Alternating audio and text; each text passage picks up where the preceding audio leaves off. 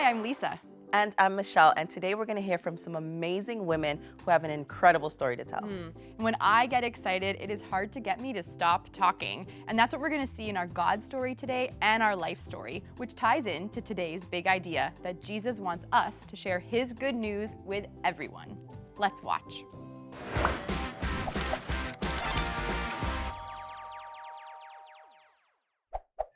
Hey everyone, I'm Karmyn. Today is an incredibly important day in the memory of the church. It's the day where Jesus beat death because he rose from the dead. Even death couldn't stop Jesus. It's the day where he showed us that everything he said about himself, God's kingdom, and God's incredible love for us was proven true. That is so exciting. And that brings me to today's big idea. Jesus wants us to share his good news with everyone.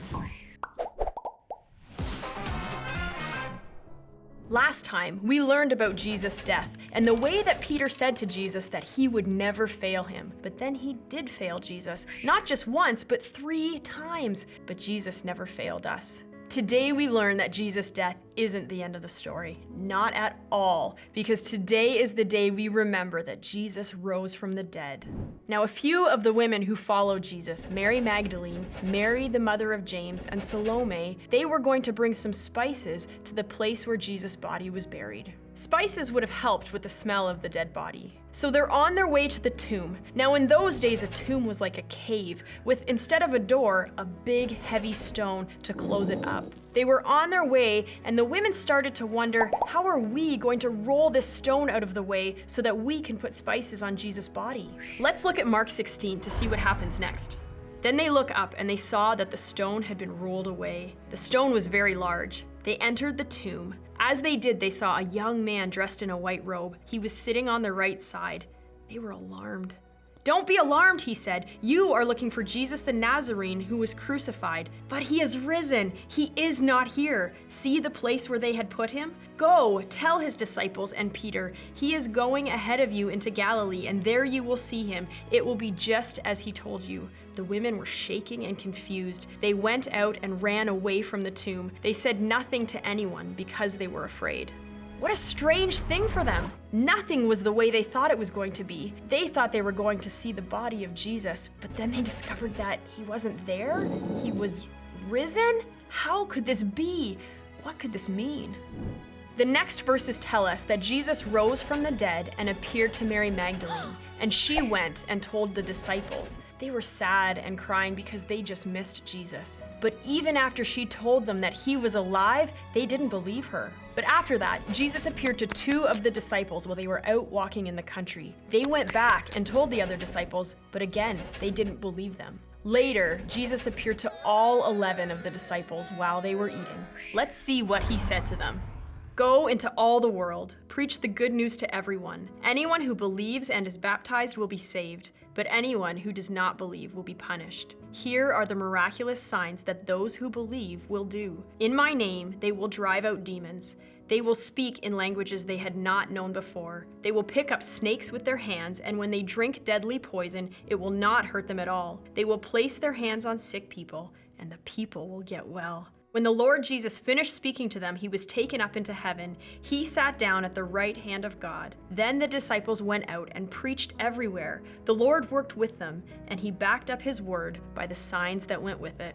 Did you catch that first part of what Jesus said? Go into all the world and preach the good news to everyone. And what is the good news? It's Jesus. Jesus came to show us God's love, to save us from sin, to set up God's kingdom, and Jesus came to be the very final sacrifice for all time. Jesus did this so that we can share in life together with God. And Jesus gave the disciples the ability to do all kinds of miraculous things to show people that what they said was absolutely from God. And when Jesus was done speaking with them, he went up to heaven to sit at the right hand of God. And you know what the disciples did? They went and shared the good news of Jesus with everyone. I love Easter Sunday because it is an extra special reminder of the good news that we get to live and experience every day. Jesus loved us so much that he died for us. He showed us God's love. He saved us from sin. He removed the barrier between us and God, and now we can have a close relationship with God. And the good news is that Jesus didn't stay dead. He rose from the dead to show that he conquered death. He is alive. This is great news, and great news like this needs to be shared. Let's all think about one person that we can share this good news with. Well, I'm looking forward to seeing you guys next week. Have a great day. Now that is what I call good news. Jesus beating death is something to get really excited about and share with everyone you know. Absolutely. Lisa, okay, you know tons of people. Yeah. How do you share the good news with them? Well, I guess on social media, I'm not really shy about what I believe. And if I meet someone who says they're going through a hard time, I'm willing to pray for them, even if it's in public. Yeah, you do that a lot. Okay, but I would like you to meet Molly. Molly's like one of the most amazing, bubbliest people you'll ever meet, and she found a unique way to share news all around the world, but still keep Jesus at the center of it all. Watch this. Before we talk tech, let's get to your top news stories.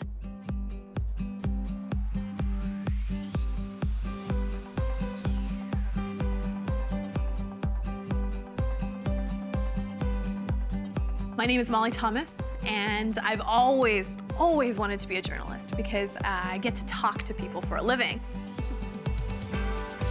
Even when I was a little kid, I remember some of these traits that my family tells me. They used to call me Big Mouth Molly. I never shut up, ever. Always talking. I was a little annoying, I won't lie. Always asking questions. And in that planning, there's of course storytelling. Yes. So talk to me about that. Why do you love to tell stories? Growing up, I think all of us have our stories. It's a way that we learn about the world. I got kicked out of a few classes because I talk so much. Very rebellious, yeah. I had that rebellious side to me for sure, my mom would say. I felt like I could do anything. I remember going to Disney World at 7 with my family. All of them were scaredy cats. Nobody wanted to ride the rides. I'm there by myself, Indiana Jones, riding the whole rides by myself. Loved it, loved the whole experience. So I felt invincible. So I feel like some of those things have translated into the work that I do today. Wanting to do journalism, I really loved TV. I loved TV because I thought it was this magical place with studios and lights and everyone can see you. But when God started to get a hold of my heart, he started to show me that his storytelling is so much more than that. And that it's not just about me, it's actually about other people. There's no animals, there are no people, there's nothing out here. And that tells us there's no food or water anywhere in this area. So he gave me this huge heart for people, especially people that are going through very, very difficult circumstances. And so in my life, you know, he's just opened up opportunities to go to dangerous places in the world, to go to places that maybe many of us don't want to go to. And I have such a love and such a passion for it. And that's all about God, because that wasn't me. That wasn't me at all. When was the moment that you knew you had to leave your home country? Part of my job is also just going out there, find the people that so many of us don't even know about, and bringing that back home. I think he's taken some of those traits, right? He's taken that big mouth Molly, and he's put me around advocacy issues and given me a microphone and a platform to speak from. He's taken those annoying traits.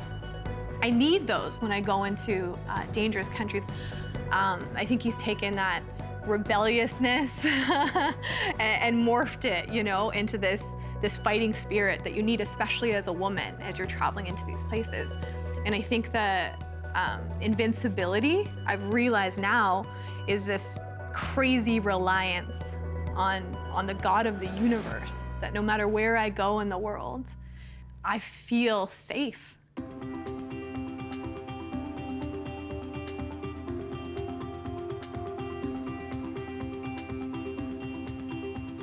So I want to do this type of storytelling because it's about other people, and it's about how we can respond to those people in our world that are really our brothers and sisters. They're just on a different side of the world.